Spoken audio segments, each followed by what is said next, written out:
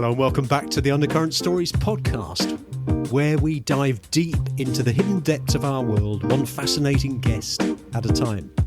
Today we're travelling millions of years into the past to uncover the secrets of Earth's ancient history. My guest is Armin Schmitt, a renowned paleontologist based at Cambridge University and author of the book The Lost World of the Dinosaurs. Throughout his career, which included research at Oxford, Armin has worked in the field piecing together evolutionary puzzles and helping us understand not only the creatures that roam the Earth, but also what their lives teach us about our planet today. So grab your explorer's hat and join us as we dig into the past and uncover how ancient bones still shape the present. Hello and welcome, Armin. Thank you very much for having me, Bob. Now, you're based at Cambridge University, but I believe you're in Germany at the moment. Is that right? That is correct. I am a German citizen, but I work in Cambridge. Okay, that's great. So thank you ever so much for coming on to the show. It's great to have you on. And there's lots of questions I'd like to ask about dinosaurs. I've always found them very fascinating. I think the first experience I had of dinosaur names was I was into a band called T-Rex, who were formerly Tyrannosaurus Rex. I'm familiar with the band, actually. Yeah, I like their music too. Yes. And then I remember we used to go on school trips in London, and we went to the Natural History Museum and we saw the, I can't remember what type of dinosaur it was. It might have been a T-Rex, actually. Is it still there? They do have a skull of Tyrannosaurus, I believe. Yeah. And they might have a cast of Tyrannosaurus, but they do not have an original real T-Rex. But they do have the lower jaw of the very first Tyrannosaurus that's ever been discovered. Oh, fantastic. Okay, I must go back there again. I'm sure after this discussion I'll be inspired to go back in the new year. Now, lots of questions about dinosaurs, but first of all, a bit about yourself, Armin. Can you tell listeners a little bit about your journey and how you became interested in paleontology, please? Well, it is a very short story, actually, because paleontology has been my very first job I ever wanted to do when I was a 5-year-old boy. And I was fascinated by dinosaurs, and I couldn't get enough of news and information about dinosaurs. I couldn't get enough of new dinosaur books and seeing new dinosaur pictures and fossils. And I asked my parents to take me to the museum and so on. And this love has continued throughout my life. And I guess the films like Jurassic Park sort of helped fuel your interest, did they?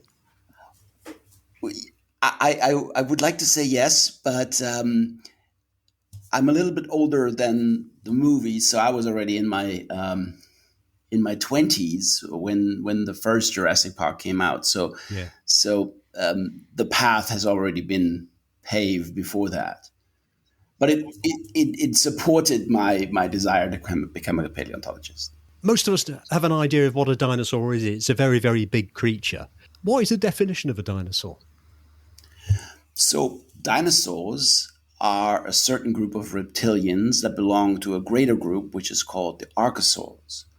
And the archosaurs, they share some traits, some so-called autapomorphies that all archosaurs have or all dinosaurs have. And if these traits are present, then there's a high chance that the animal might in fact be a dinosaur. But if they're absent, then clearly it's not a dinosaur. And one of those synapomorphies of dinosaurs are the skull openings. So if we look at a skeleton and we see like holes in the skull, we know that in front of the eye socket, there's always one hole there that's called the antorbital fenestra. And if that's not present, then it's not a dinosaur. And the same is true. There's two openings at the back of the head after the eye socket, which classifies diapsids, and dinosaurs are part of the group of diapsids. And then there's other autapomorphies, such as two vertebrae connected to the sacrum, or a ball and socket joint at the hip, and so on and so forth. So if all these criteria are met, then we can be pretty certain that it is in fact a dinosaur.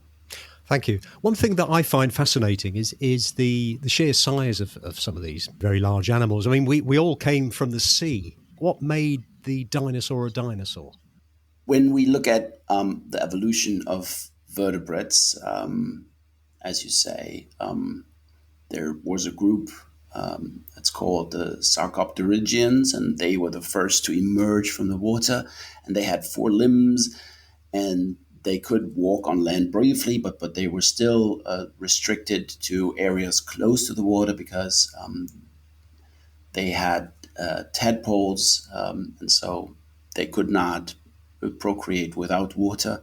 Only after the egg was invented, so to speak, the amniotes. Only then we were independent from the water, and only then we could venture further into the land without immediate access to water. But the reason why dinosaurs went so big is because it's advantageous in nature to be bigger. You're less likely to be eaten. You have less predation pressure. You have less enemies. You can subdue your prey easier, and so it's always advantageous to become big. And if we look at life in general, you see that over time, many animals tend to get bigger if they are successful in a certain environment, and certainly the dinosaurs were that. And how long were or how many, first of all, how many years ago, millions of years ago, did they exist? And how long were they on the Earth for? So the evolution of dinosaurs is incredibly long. It's really hard for us to even comprehend the sheer size of this number. We see the first dinosaurs evolve at the middle Triassic, early late Triassic, which was around maybe 230, maybe 235 million years ago. And if we exclude birds, the dinosaurs roamed the Earth until 66 million years ago. So we're talking about a time span of roughly 170 million years. So that is incredibly long. And if we add the birds, which are also dinosaurs, which are a certain type of dinosaurs, of theropod dinosaurs, then we're looking at a time span of 230 million years or 235 million years. That's a long time for something to be in existence, isn't it? Yeah, and the Homo sapiens have been around for maybe 300,000 years at best. Yeah, so that's tiny in comparison. No human interaction with dinosaurs whatsoever. So yeah, so if we talk about dinosaurs, then we exclude the non-avian, like we exclude the avian dinosaurs, which are birds. Yeah. But if we're talking about non-avian dinosaurs, humans and dinosaurs have never interacted because the last non-avian dinosaur died out at least 65 million years before the first hominids showed up on Earth. Okay. So birds that we see are dinosaurs, in fact.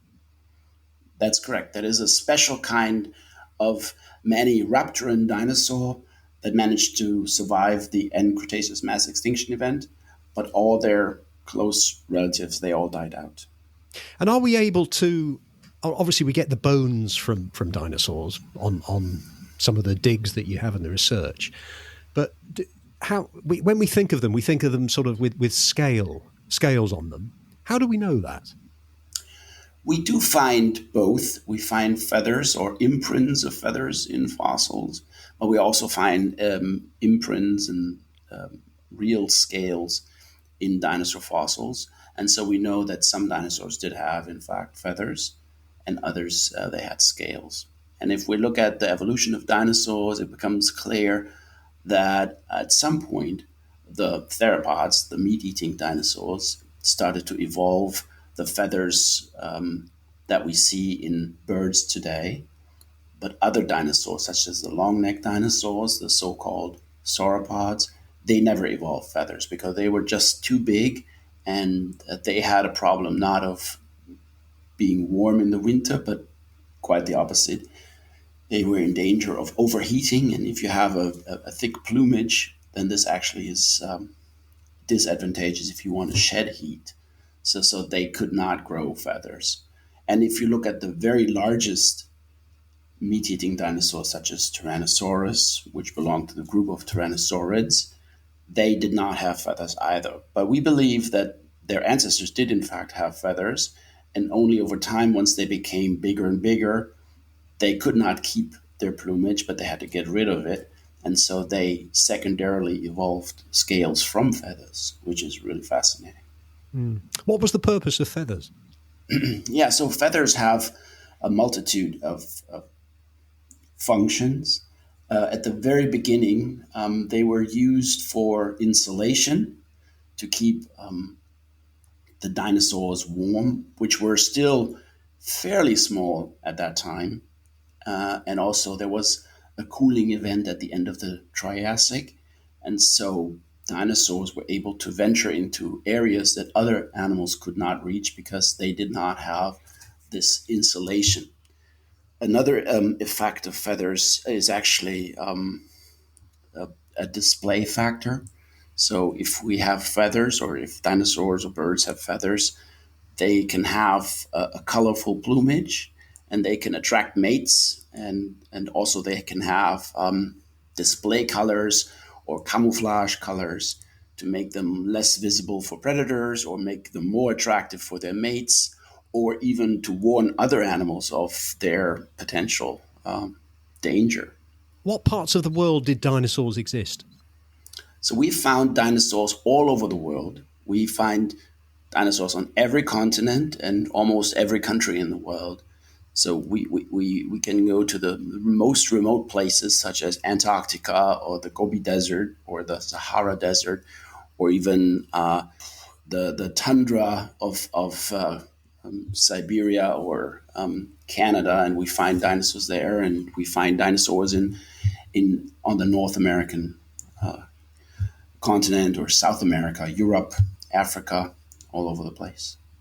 I guess it's pretty difficult to quantify the sort of populations of dinosaurs, is it? But is it possible to sort of get an idea of how many there were in a particular group? So there was a study that tried to calculate the number of tyrannosaurids or Tyrannosaurus throughout its evolution, and there they estimated a number. I don't recall it at the top of my head, but there's also so many variables that it's really hard to say with a high degree of certainty how many dinosaurs there were exactly.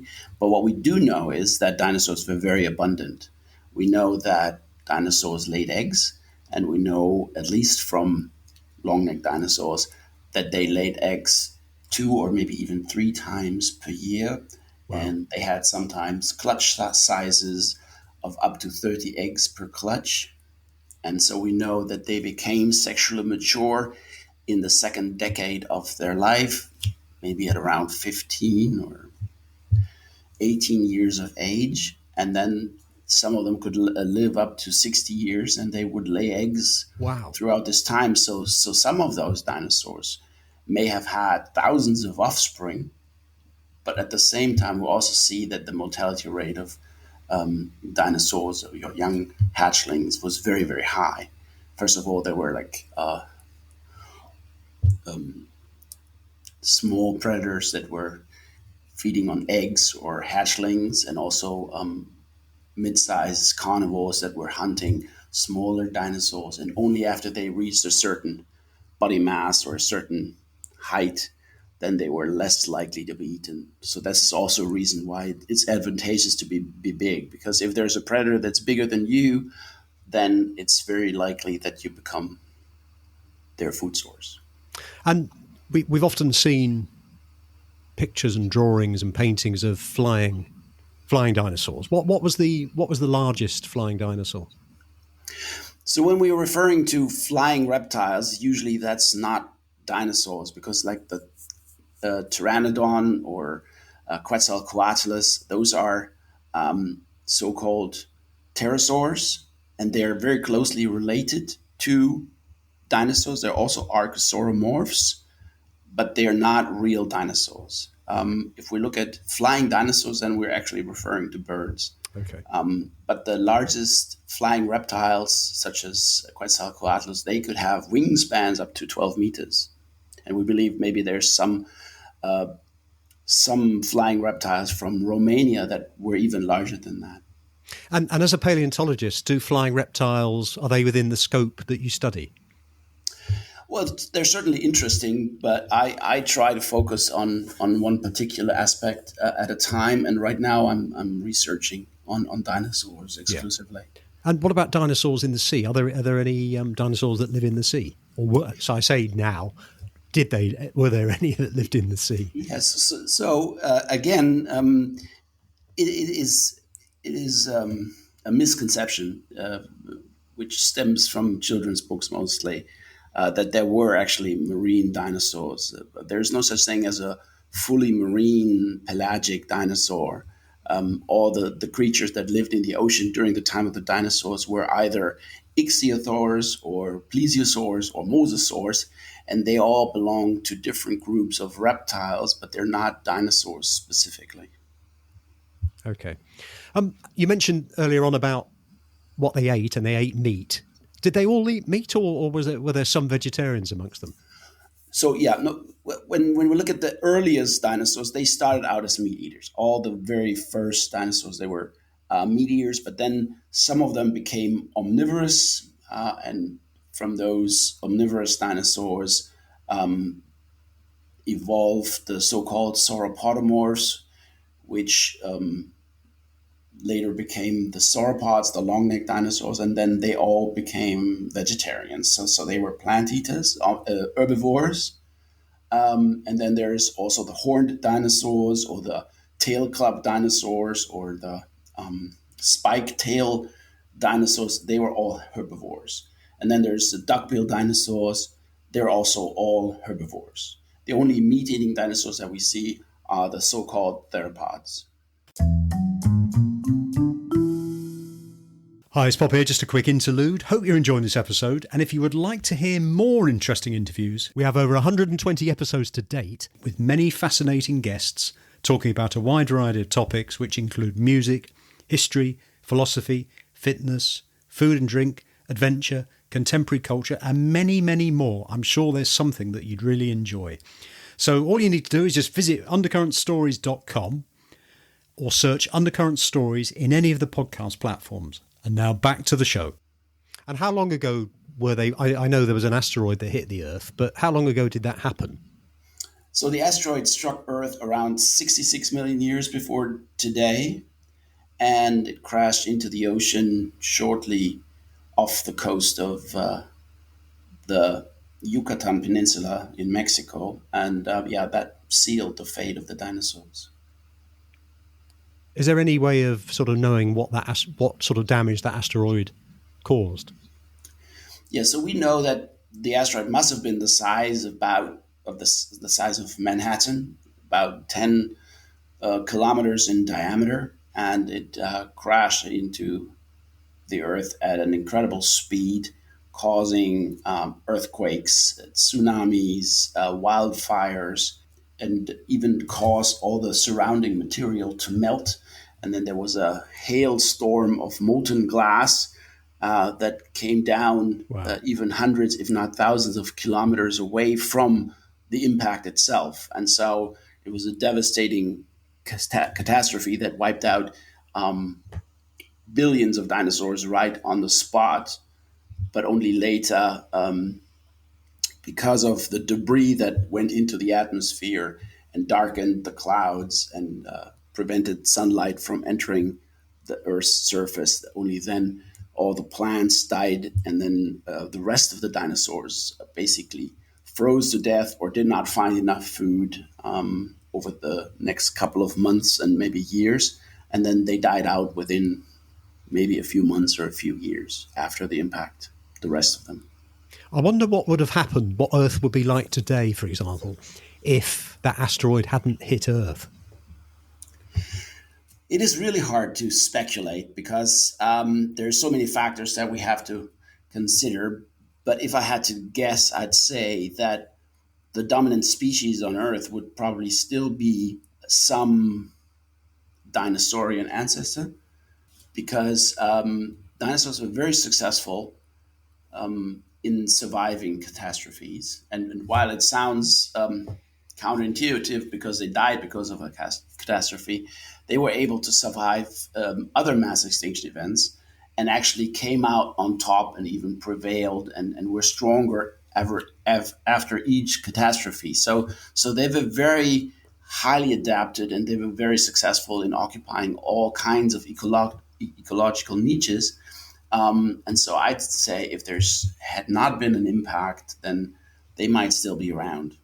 That's a And really interesting that, because obviously we, in our everyday language, we always are talking about we have to evolve, otherwise we'll get wiped out like the dinosaurs. They weren't very adaptable. But actually that's contrary to what you were saying there. You were saying that other than that, they could survive in a different variety of ecological situations. that's absolutely true. If we look at the dinosaurs, they are actually quite innovative. They've invented feathers. They had an elevated metabolic rate comparable to that of modern birds or mammals. They had incredibly fast growth rates. Some of them even exceeded the growth rates of some mammals or birds today. We know that they had an upright gait, which was advantageous to move fast, and they had very active lungs. We see that birds have an active unidirectional lung today, and that's actually not a bird lung, but it's a dinosaur lung that the birds inherited. So the invention is actually that of the dinosaurs. So they were very innovative, and they could adapt to all kinds of environments and all kinds of threats. And so actually, we do not do dinosaurs justice if we say they died out because they were unable to evolve. Quite the opposite is true. I can imagine you defending, if you're at a dinner party, I can imagine you defending dinosaurs when that's put to you. Well, yeah. So the tragedy of the dinosaurs is actually that they were so big, and that their eggs were relatively small, and the problem of that is that once you have gone the path of hard-shelled eggs, it's hard for evolution to go back. It's this like a one-way street, and so basically, dinosaurs were doomed to lay eggs, and eggs can only reach a certain size because of their composition. Their eggshell is porous, but if the egg gets bigger, the shell also has to get bigger, or it would otherwise break. But if the eggshell gets bigger, then less oxygen goes into the egg. So then eventually, if the eggs were too big, the embryo would eventually suffocate. And so, because that is a bottleneck, we do not see any eggs bigger than those of moas. I don't know if you're familiar. It's like a flightless bird from New Zealand a few hundred years ago, and those birds, they had some of the largest eggs in Earth's history, and some of the dinosaurs, who were much bigger than moas, had actually smaller eggs than moas. So, and the reason for that is because of the eggshell and the oxygen flow into the egg. But what that means is that the mother of those baby dinosaurs would be 1,000 times, or maybe in cases of the long-necked dinosaurs, up to 10,000 times as heavy as the baby. And so obviously they cannot care for their young. But when a catastrophe happens, the embryos or the hatchlings, they are reliant on protection from their parents. But dinosaurs were unable to provide that because they would have rather trampled their nests by the attempt of providing for their young rather than protecting them or providing food for them. And also there is a food separation of what the very, very big dinosaurs ate and the very small dinosaur hatchlings ate. Because if you're like a long-necked dinosaur, you're feeding from trees, but the embryos, the hatchlings, the babies, they're too small to reach the trees, so they had to eat different food sources. And so when an ecosystem collapses and you need a variety of plants during your ontogeny, the growth cycle, then you're much more vulnerable for impacts, because then if one food source during your growth cycle or life cycle is missing, then this specific age group will die because they won't have any food. But a mammal will eat pretty much the same thing throughout its entire life, because the babies of mammals, they receive their energy from their mother's milk. So they're basically eating the same thing as their mother indirectly. So they are not able, like a lion cannot hunt a zebra, but because the mother kills the zebra and mother eats the zebra, then they eventually get the same food source as the mother. And then once the the babies get big enough to join the group, they're still not able to kill a zebra, because a pride of lion will share their food, then they will get their share as well. Even though they're physically unable to kill a zebra, they will eventually eat zebra. And once they get big enough, they can start killing zebras themselves, and then they will still eat zebra. So throughout their life, they will eat zebra or gazelle or whatever. But as long as the parents survive, they can make sure that the babies will get enough food. Whereas in dinosaurs, once the parents are not around to provide food, the babies will be unable to search for food themselves. That's interesting. While I was listening to you there, Armin, I was thinking. Obviously, we mentioned about birds being in fact dinosaurs, and we've all seen birds with their nests, and many of them regurgitate food for their babies. I guess work has been done. So it struck me: would they not regurgitate food for babies, for their chicks, for example? So I'm sure that smaller dinosaurs would have certainly done that. But if you look at, for example, Tyrannosaurus, a grown adult Tyrannosaurus was up to twice as heavy as an African elephant. We're talking about 7 tons, maybe 8 tons, right? And their babies were the size of a cat. And so the mother would have been too big to look after her offspring, and might have even trampled its own babies by the attempt of feeding them. So do you think once the eggs had hatched, the mother would have been away somewhere else? Yes. So we do know that there are some dinosaurs, small dinosaurs such as oviraptorids, or the ancestors of birds, who were able to care for their young. And we know of some plant-eating herbivorous duck-billed dinosaurs, such as Maiasaura, who cared for their offspring, and they provided some food, and so they would stick around long enough for the babies to grow and find food sources themselves. But that is not true for all the dinosaurs. And basically, birds have learned this behavior of regurgitating food, as you say, from their dinosaurian ancestors. But this is only true for a certain group, and certainly not true for the largest meat-eating dinosaurs, and certainly not true for the long-necked dinosaurs. They were unable to do that. I find it fascinating and quite incredible how all this expertise and research is able to give us such a picture of what life was like for dinosaurs all those millions of years ago. It's incredible. And on the subject of research, what research has been done into the intelligence of these beings? Because the reason I say that is when we see pictures of them, they tend to be very, very large-bodied, very tall, as you mentioned, with quite small heads. What sort of size brains did they have? Yes, so the size of the brains varies greatly between different dinosaurs. And we know that some of the dinosaurs were actually pretty smart. There's a group that's called the troodontids, and they are believed to be some of the smartest dinosaurs around.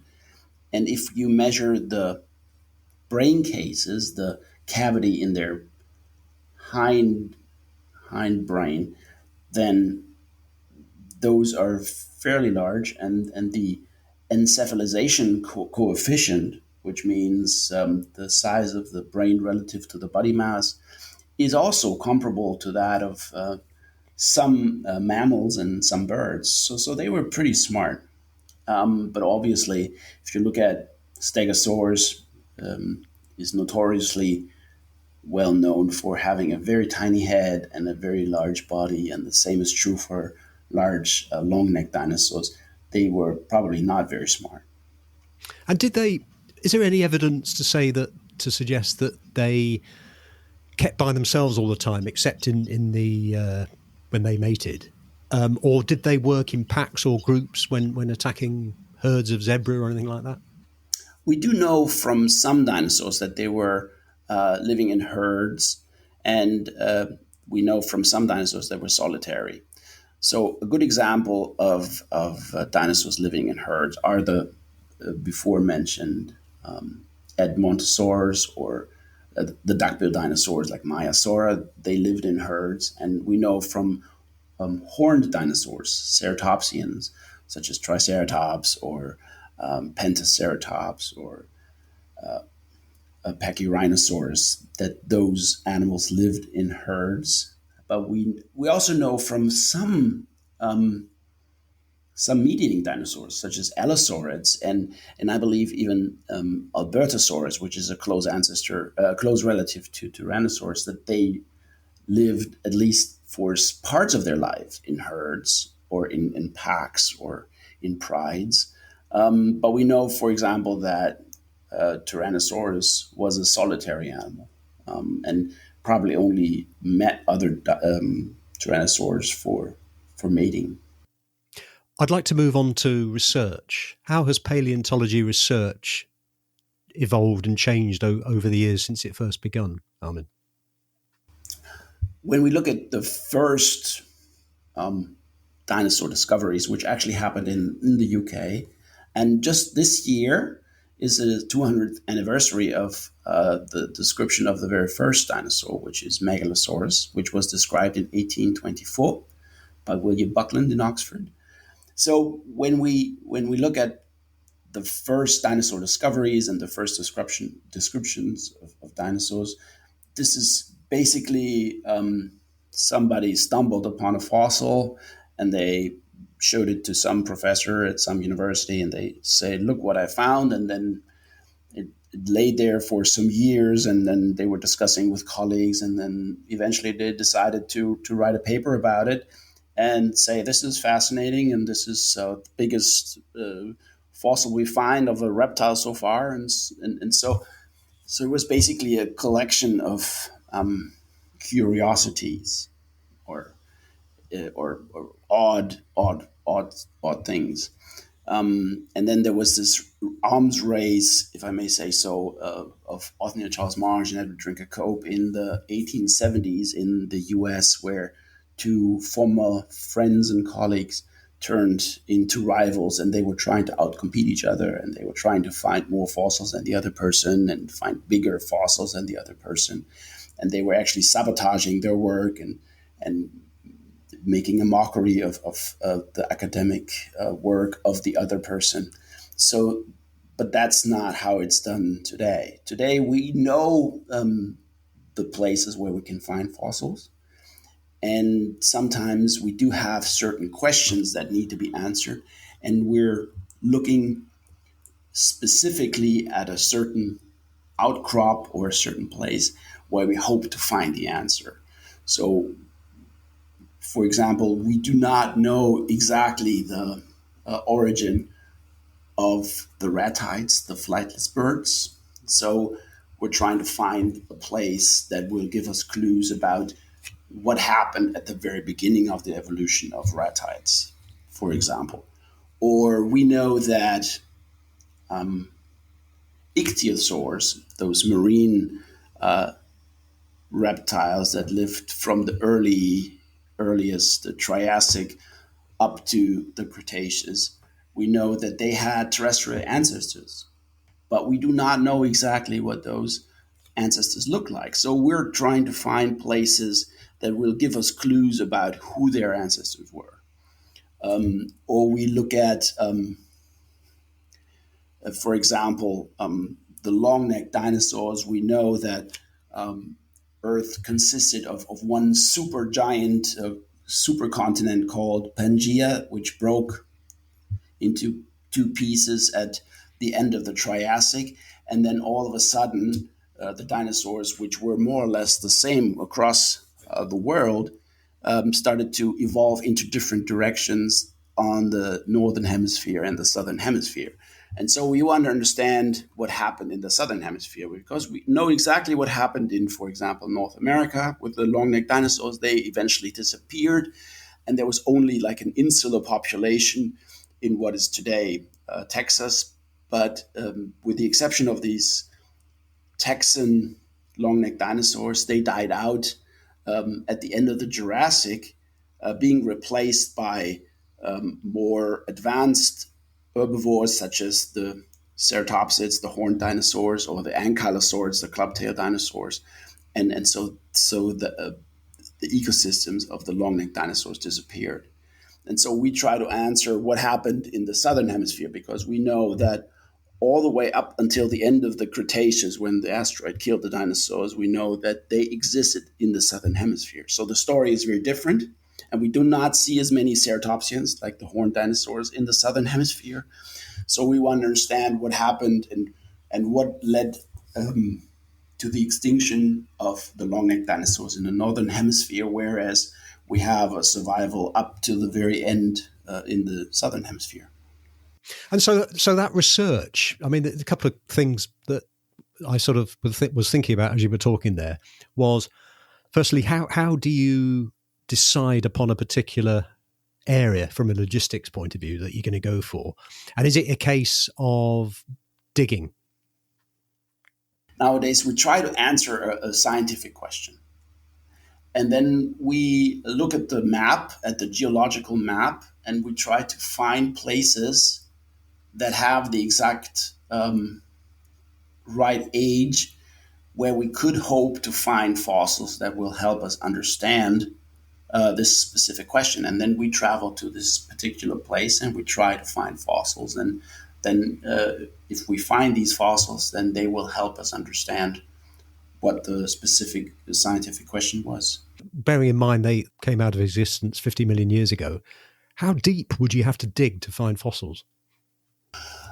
We do know that in some areas, the ground on which we are walking is exactly the same age as the dinosaurs. So if we go to Dorset, we know that there's some Jurassic sediments. And if we travel to the Isle of Wight, for example, there's some lower Cretaceous sediments. And there you can find dinosaurs without having to dig very deep. So there's erosion in every spring when a certain part of the surface has been removed by wind and storm and rain, then new fossils start sticking out. So we do find fossils on the top. It doesn't sorry. Have there been any discoveries this year, 2024? Oh yeah, there have been tons. So this is actually a very successful year for dinosaur paleontology, because up to today we have 48 new species which have been described just this year. New species? Of new dinosaurs, yeah. Wow. So and we're talking about different species. So it's not 48 It's not we discovered 48 dinosaurs. We've found hundreds of dinosaurs this year. Wow. But we have scientifically described in papers, in journals, we've described 48 new species. And I'd love to hear about what you get involved with, Armin. Tell us about what you're currently working on and perhaps also your most exciting discovery. So what I am working on in Cambridge is the survival of the birds across the end Cretaceous mass extinction event. As I said, the only surviving dinosaurs that we see today are the birds. And we know that all their ancestors, all their relatives, they all died out after the asteroid hit Earth. And there's some dinosaurs which are very closely related to birds, which are called the enantiornithines. It's a very difficult name. when I applied for the job in Cambridge, I struggled pronouncing the word correctly, and I tried it 3 or 4 times. But now I know how to pronounce it. Anyway, so the enantiornithines, they are the closest relative to birds, and they looked very much like birds. They had feathers like birds. They could fly. They lived in trees. They laid eggs, and they were about the same size as birds. And what is puzzling to us is that when the asteroid struck, it wiped out all the enantiornithines and only the birds survived. And we're not really sure why. You can ask the question in twofold. You can ask, okay, so why did the enantiornithines die out if the birds survived? Or why did the birds survive when the enantiornithines died out? So it's probably a number of answers to that question. And we have a pretty good understanding why it happened, but we want to know for sure. And so there's still some open questions with this regard. Yeah, we look at the fossils that we have of birds and enantiornithines, and we look at their growth rates, which vary, and we look at their metabolic rates. Which we cannot say for sure, obviously, because those animals are long dead. But if we look at the cells in bones, the so-called osteocytes, they can tell us about how fast they grew and what the metabolic rate was. Because if there's more bone cells per square or cubic centimeter, then we know that those animals had an elevated metabolic rate. And if we see that there's no growth marks, we know that the animal grew very fast and continuously. And so the cross sections of bones and micro CT scans of bones can tell us a lot about their metabolic rates and their growth rates, and also how fast they became sexually mature and how old they were when they died. How often do you go out in the field? Not nearly as often as I wish I would like to. So I haven't been in the field for quite a while now, but I hope to go again, maybe next year. I was briefly on a field trip to Africa last year, but this was not related to my work in Cambridge, but this was a private field trip. But I went to an original fossil site, which has been known for over 100 years in Tanzania, where the largest African dinosaurs were found in the 1910s. Is it possible for any listeners to find any remains of dinosaurs in their gardens? Oh, certainly, yes. So the UK is actually a great place to find dinosaurs and also marine reptiles. So we know that there's dinosaurs on the Isle of Skye, for example. If there's listeners on the Isle of Skye, there's footprints of dinosaurs along the coastline there. Just this year, I was talking about new description of dinosaur. There was a dinosaur that's been scientifically described by the name of Dawn Raptor, which comes from Dorset. And then we obviously know the Jurassic Coast, which is very rich in fossils of marine reptiles. There we find ichthyosaurs and plesiosaurs and hundreds and millions of ammonites. But also, as I said, on the Isle of Wight, which is considered to be the dinosaur island of the UK, we know that more than 20 species of dinosaurs have been scientifically described from the Isle of Wight alone. Wow. Which is the most fossiliferous region when it comes to dinosaurs in all of the UK. So when we're digging our gardens, if we strike something with our forks or our spades, we should have a look at it. Yes, don't throw it away. Do you ever see a time when science and technology may be able to extract DNA from dinosaurs and recreate a dinosaur, as in Jurassic Park, or is that just fiction? If you had asked me this question maybe 20 years ago, I would have said definitely not. But now I'm not so sure. So Oh, we really? find we find some dinosaur bones that have organic material in them.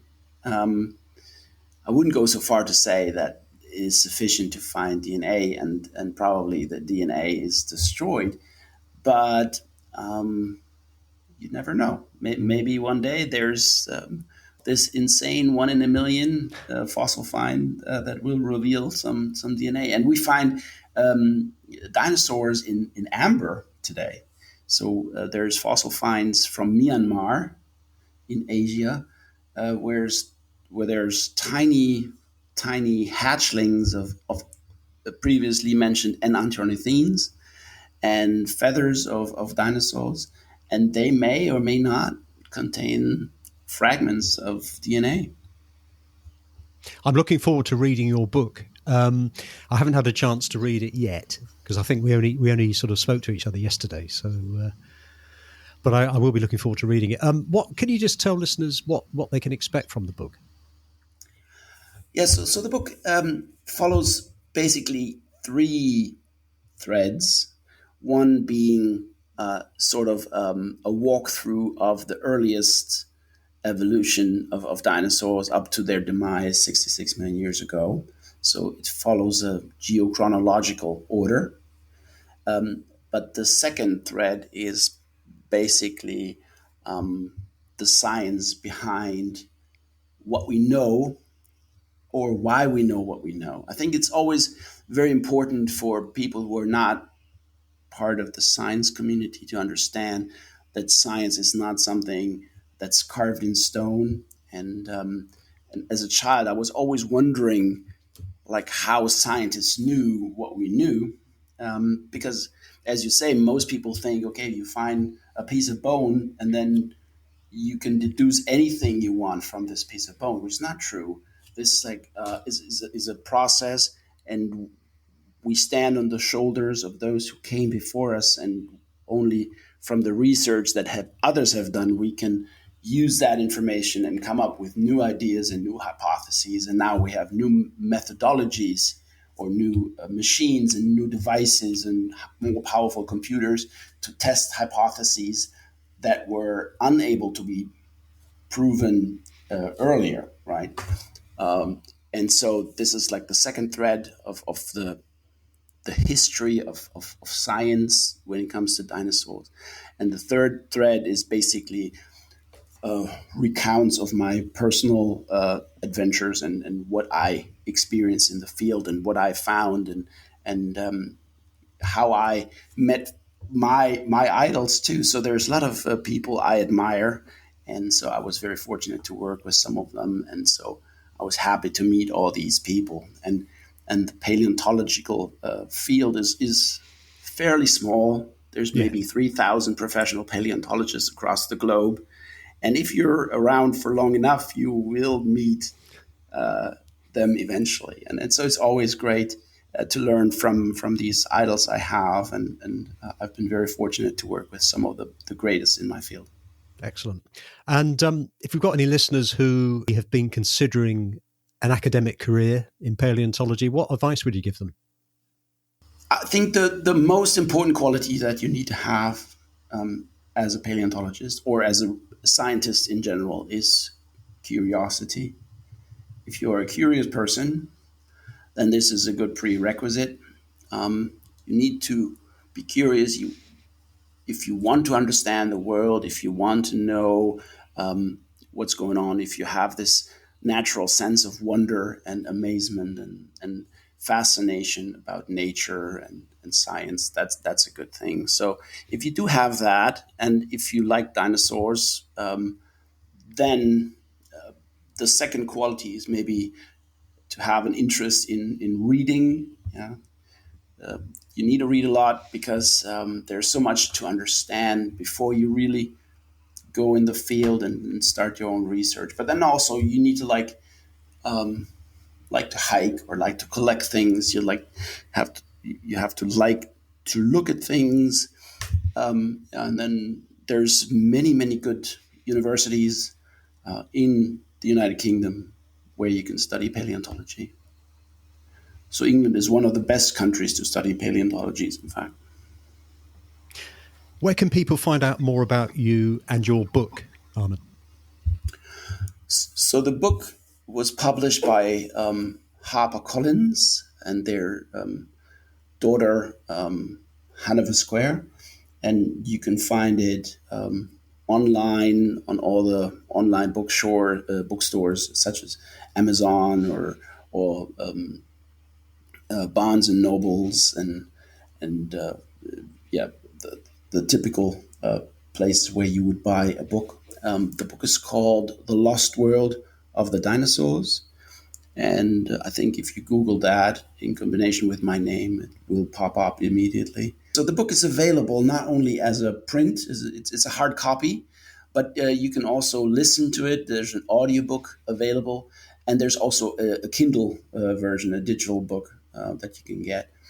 Well, Armin, this has been a really fascinating conversation. It's been interesting to learn more about dinosaurs and the research and how that research has changed over the years and where it's going in the future. My guest today has been Armin Schmitt. You can find out more about Armin and his book, The Lost World of the Dinosaurs, in the show notes. Thank you for coming on the show, Armin. Thank you very much for having me, Bob. You have been listening to Undercurrent Stories. I hope you've enjoyed this episode. Please feel free to share the show link to your friends and family, and if you have 60 seconds, I will be most grateful if you would please rate and review. To hear more episodes, please subscribe to the show and visit undercurrentstories.com. If you leave your email in the link, we will notify you as soon as new episodes are released. Also, check out our social media links, details of which can be found on the show notes. Until next time, this is Bob Wells wishing you all the very best.